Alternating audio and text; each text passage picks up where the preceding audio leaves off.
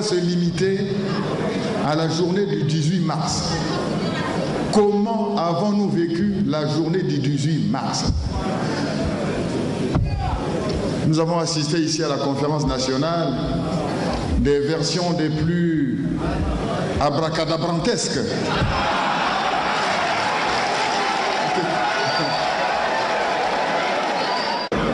Il y en a qui ont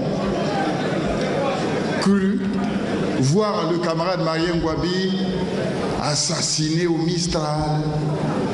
Bon, le rapport des forces dans la salle était tel que on n'avait plus que le silence et puis peut-être le temps avec nous. Le 18 mars, le camarade Marien Ngouabi trouve la mort dans un contexte de sécurité assez tendu. Le contexte de sécurité, lui-même déjà, le décrivait. J'ai ici, pour ceux qui ont connu Marien Ngouabi, ça c'est son écriture.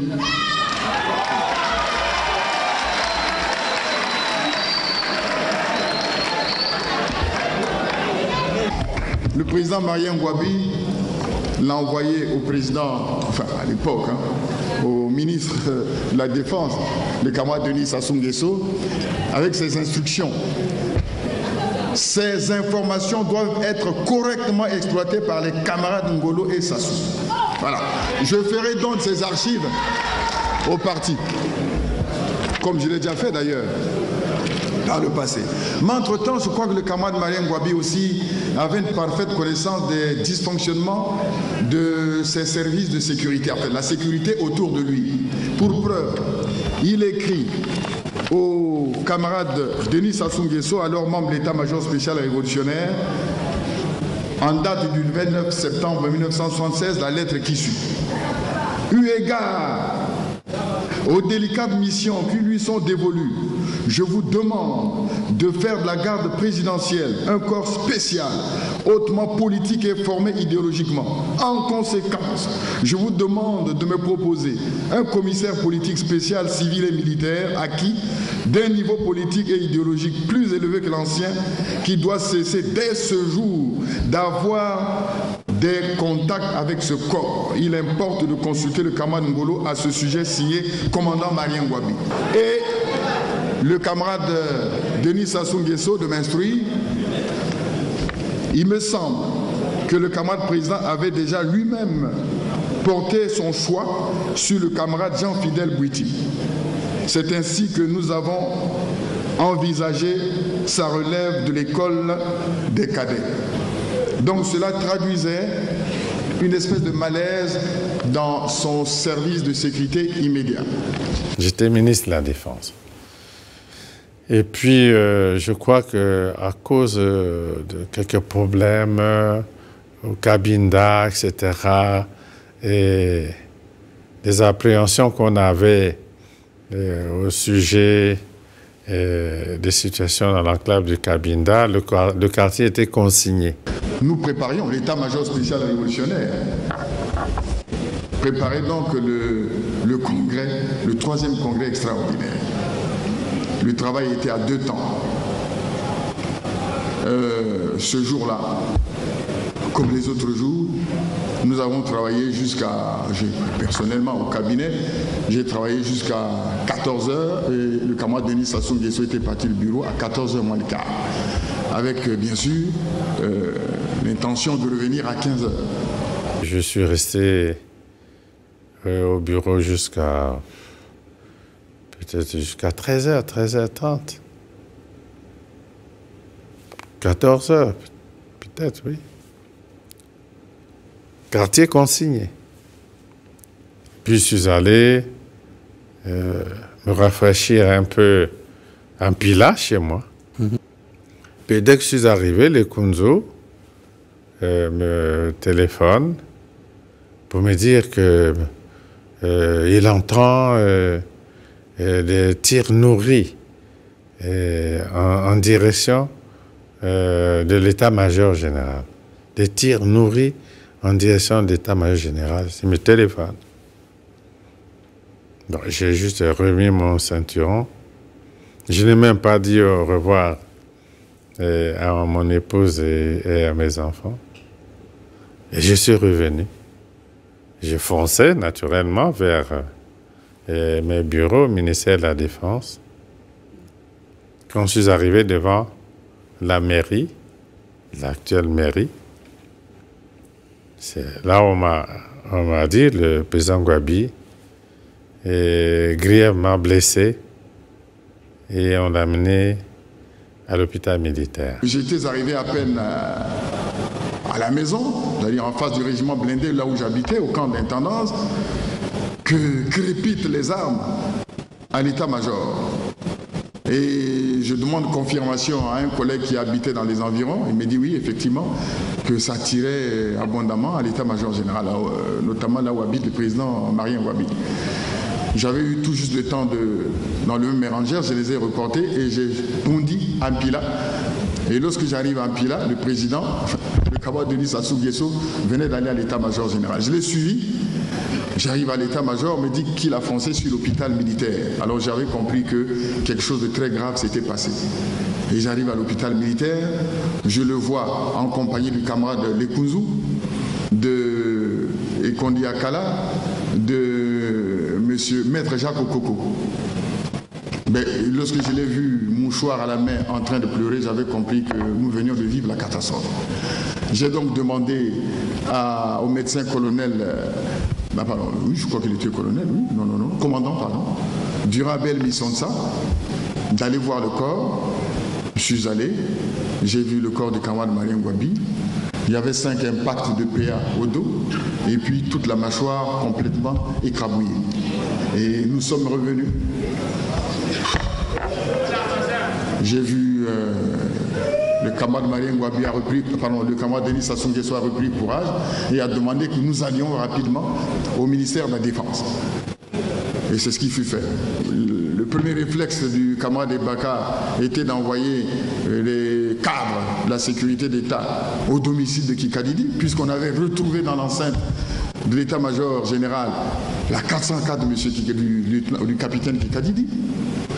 On a été perquisitionné chez lui, mais on est tombé sur son testament curieusement rédigé le 18 mars 1977. Il est là manuscrit. Camarade président, je n'apprendrai la mort du président Marien Gwabi que le lendemain à 7 heures. Au moment où on nous présentait, je pense, le comité militaire du parti, et on nous disait que c'était Kikadidi qui allait sa voiture là-bas qui a fait le coup. Je pense que le conseil des ministres s'est réuni ce jour-là à l'état-major et j'avais donc reçu une mission de préparer, de m'occuper du corps du chef de l'État pour les obsèques qui devront avoir lieu à une date qui serait fixée. Je ne me donne pas la peine d'aller voir le corps du président, mais en fin d'après-midi, je reçois un appel qui venait de la résidence du président Yombi. Je m'y rends et on me présente Maman Boalé. Voici la mère du président qui venait, je pense, d'arriver et qu'il fallait que je l'amène voir le corps de son fils. Et dans cette entreprise, j'étais accompagné par un fils marien. Nous sommes allés à la morgue et j'ai demandé qu'on sorte le corps du président Marien Gwabi. Le président Marien Gwabi était habillé dans une tenue bordeaux. Je pense que celle qu'a décrite le ministre Moussou Poiti. Bordeaux, une très belle tenue, avec des chaussures, bien habillé. Ma première réaction, je dis, mais enfin, mais comment peut-on mettre un corps dans un frigo totalement habillé comme ça? Notre but, c'est que ce corps soit bien gardé. J'ai dit, sortez-moi le corps, déshabillez le corps. Nous avons déshabillé le corps, on a gardé la culotte et nous avons remis le corps dans... Le président Marien Gwabi portait une bande sur la face. J'ai fait le tour de la morgue, j'ai vu qu'il y avait d'autres corps. J'ai dit demander aux parents d'enterrer rapidement demain tous ces corps. Il me faut déblayer la morgue, je ne veux avoir ici qu'un seul corps, celui du président Marien Ngouabi. Mais il y avait le corps du camarade Kimboala. Alors là, je dis, lui ne peut pas rester ici, mettez-le à la morgue de Blanche Gomez, qui marche encore. Et le corps du camarade Kimboala a été amené à la morgue de la matinée Blanche Gomez. J'ai donc constitué une équipe médicale composée du professeur Galiba, du docteur Osebi, directeur de l'hôpital général, du médecin colonel Misonsa et du docteur Bikandou, notre jeune assistant de chirurgie. Cette équipe avait pour mission tous les matins d'aller observer l'état du corps du président et je devais en rendre compte tous les matins au comité militaire du parti. Et c'est ce que nous avons fait. Dans cette mission, le plus régulier et le plus disponible était le docteur Osebi. Donc tous les matins, on se retrouvait à la morgue. Nous regardons le corps, dans quel état il est, il n'y a pas de problème. Et nous descendions au comité de parti pour rendre compte qu'il n'y a pas de problème, le corps du président Marien Ngouabi est en bon état. Nous avons demandé au comité militaire du parti quelle était l'attitude que nous devions avoir devant ces dépouilles mortelles en tant que médecins. Devions-nous faire une autopsie? Devions-nous faire un examen des lésions? Il nous a été dit, ce n'est pas nécessaire. Enfin, nous savions que dans ces cas-là, ce n'était pas le premier corps que nous recevons dans ces conditions-là et qu'un examen n'était jamais demandé.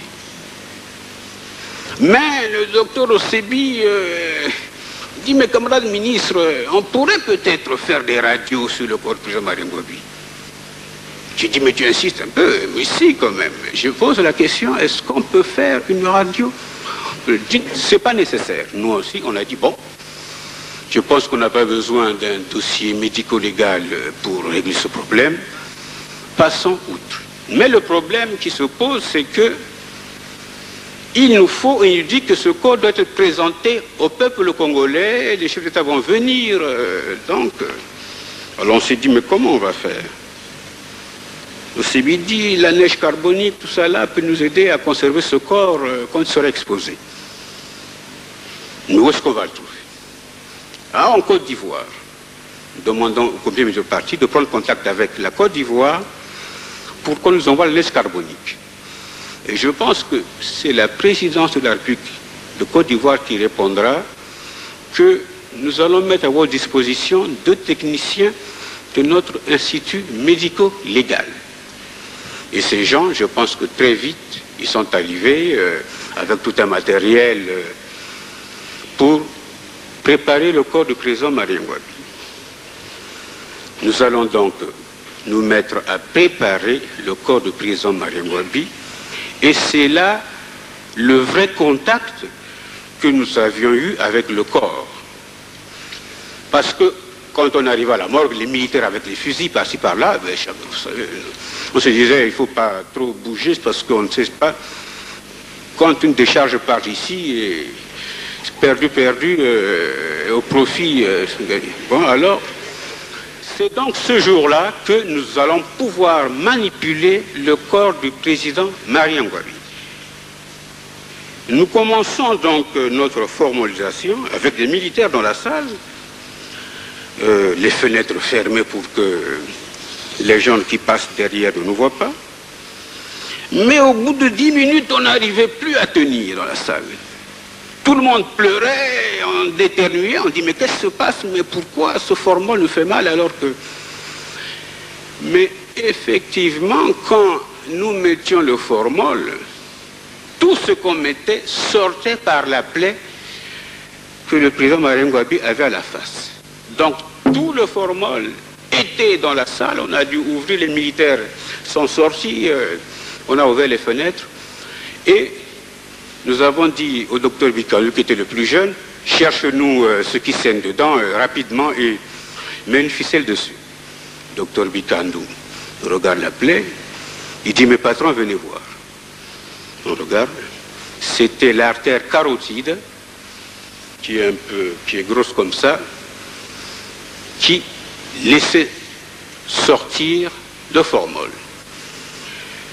Monseigneur, c'est quoi l'artère carotide? C'est cette artère qui alimente, qui amène le sang à la tête. Et c'est cette artère que votre cuisinier coupe quand il veut tuer le mouton. Quand vous coupez la gorge d'un mouton, en moins de 2 minutes, votre mouton est mort. Et quand à un homme, on coupe cette artère carotide, il sort ces 6 litres de sang qu'il a en moins de 2 minutes. Il évacue tout son sang et il meurt sur le champ.